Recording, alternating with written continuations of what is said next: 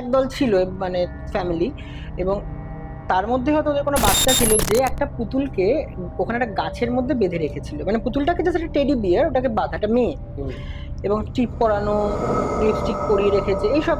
এটা আমি দেখেছি, নিজের দেখেছো চোখে না? নিজের চোখে দেখেছি আমি এটা। তো ওটা মারাত্মক হন্টেড ছিল, কারণ আমি প্রথমে বুঝিনি, আমি ওখান থেকে বহুবার পাস করেছি, একদিন আমি হেঁটে ফিরছিলাম, হুম, তখন আমার ওই জায়গাটাতে এসে একটা পুরো মনে হচ্ছে অন্য ডিমেনশন। আমি যখন দেখলাম পুতুলটার মধ্যে থেকে কোনো একটা এনার্জি মানে পাস অন হচ্ছে, এটা খুব গরম, মানে ওই পোর্শনটা গরম।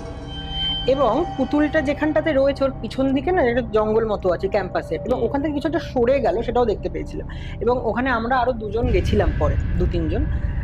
ওই পুতুলটা দেখে আসার পর আমরা বেশিক্ষণ দাঁড়াইনি, কারণ ওটা এতটাই নেগেটিভ এনার্জি। আমরা বাড়ি চলে এসেছিলাম, বাড়িতে আসার পরে কিন্তু আমি আমার বাড়িতে প্রেজেন্স ফিল করেছি, আমার সাথে যে ছিল সে ফিল করেছে, আর একজন, তিনজন আমরা একই at the same time same জিনিস ফিল করেছি।